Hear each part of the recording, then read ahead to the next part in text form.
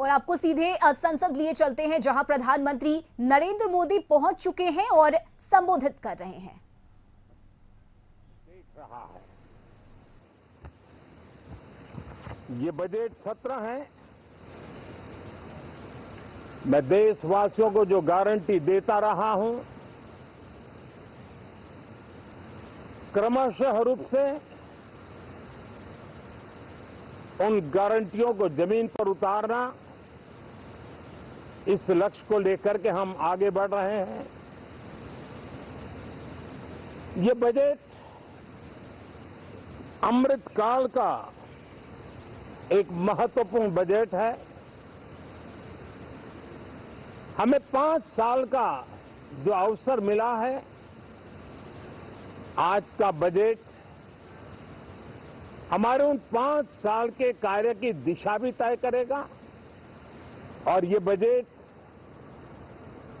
2047 जब आजादी के 100 साल होंगे, तब विकसित भारत का जो हमारा सपना है, उस सपने को पूरा करने की मजबूत नींव वाला बजट लेकर के हम कल देश के सामने आएंगे।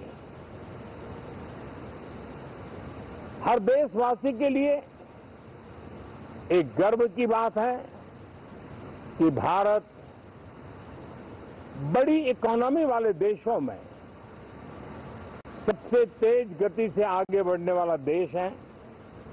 गत 3 वर्षों में लगातार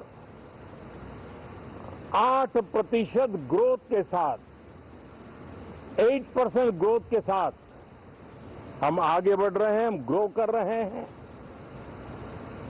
आज भारत में पॉजिटिव आउटलुक, इन्वेस्टमेंट और परफॉर्मेंस एक प्रकार से अपॉर्चुनिटी की पीक पर है। ये अपने आप में भारत की विकास यात्रा का एक अहम पड़ाव है। साथियों, मैं देश के सभी सांसदों से, किसी भी दल के क्यों न हो, मैं आज आग्रहपूर्वक कहना चाहता हूं कि हम गत जनवरी से लेकर के हम लोगों के पास जितना सामर्थ्य था, उस सामर्थ्य को लेकर के जितनी लड़ाई लड़नी थी लड़ ली। जनता को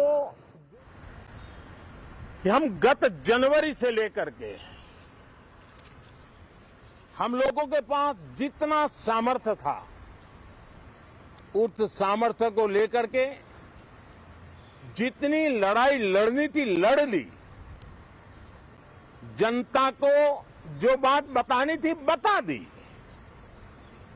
किसी ने राह दिखाने का प्रयास किया, किसी ने गुमराह करने का प्रयास किया, लेकिन अब वो दौर समाप्त हुआ। देशवासियों ने अपना निर्णय दे दिया। अब चुने हुए सभी सांसदों का कर्तव्य है, सभी राजनीतिक दलों की विशेष जिम्मेवारी है कि हमने दल के लिए जितनी लड़ाई लड़नी थी लड़ ली। अब आने वाले 5 वर्ष के लिए हमें देश के लिए लड़ना है, देश के लिए जूझना है, एक और नेक बनकर के जूझना है।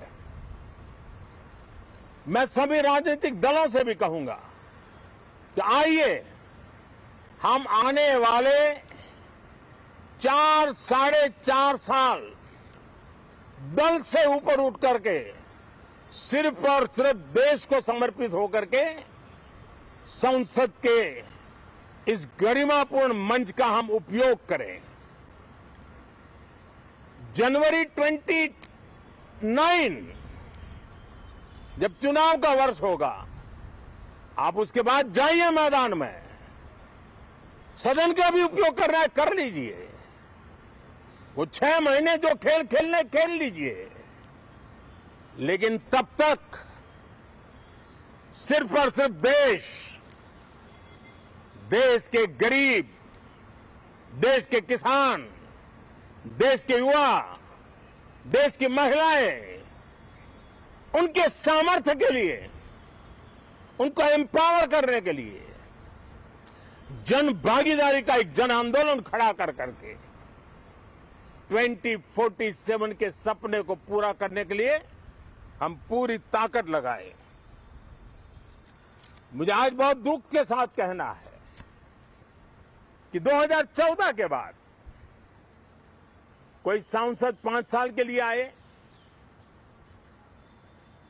कुछ सांसदों को 10 साल के लिए मौका मिला, लेकिन बहुत से सांसद ऐसे थे जिनको अपने क्षेत्र की बात करने का अवसर नहीं मिला, अपने विचारों से संसद को समृद्ध करने का अवसर नहीं मिला, क्योंकि कुछ दलों की नकारात्मक राजनीति ने देश के संसद के महत्वपूर्ण समय को एक प्रकार से अपनी राजनीतिक विफलताओं को ढांकने के लिए दुरुपयोग किया है।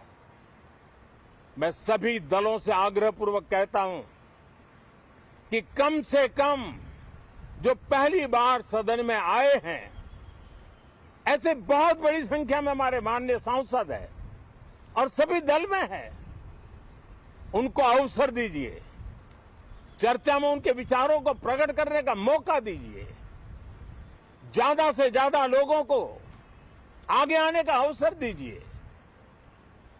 और आपने देखा होगा कि पार्लियामेंट के नए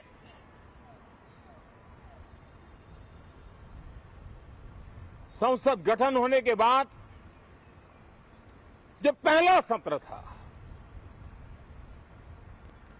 140 करोड़ देशवासियों ने बहुमत के साथ जिस सरकार को सेवा करने का हुक्म किया है देशवासियों ने, उसकी आवाज को कुचलने का और लोकतांत्रिक प्रयास हुआ। 2.5 घंटे तक देश के प्रधानमंत्री का गला घोंटने का, उनकी आवाज को रोकने का, उनकी आवाज को दबाने का लोकतांत्रिक परंपराओं में कोई स्थान नहीं हो सकता है और इसका कोई पश्चाताप तक नहीं है, दिल में दर्द तक नहीं है। मैं आज आग्रहपूर्वक कहना चाहता हूं, देशवासियों ने हमें यहां देश के लिए भेजा है, दल के लिए नहीं भेजा है। ये सदन दल के लिए नहीं, ये सदन देश के लिए है। ये सदन संसदों तक की सीमा तक नहीं है, 140 करोड़ देशवासियों की एक विराट सीमा करके ये लिए है। मैं विश्वास करता हूं कि हमारे सभी माननीय सांसद पूरी तैयारी के साथ चर्चा को समृद्ध करेंगे। कितने ही विरुद्ध विचार होंगे, विरुद्ध विचार बुरे नहीं होते हैं, नकारात्मक विचार बुरे होते हैं। जहां सोचने की सीमाएं समाप्त हो जाती है, देश को नकारात्मकता की जरूरत नहीं है। देश को एक विचारधारा, प्रगति की विचारधारा, विकास की विचारधारा, देश को नई ऊंचाइयों पर ले जाने वाली विचारधारा से हमें आगे बढ़ाना होगा। मैं पूरा आशा करता हूं कि हम लोकतंत्र के इस मंदिर का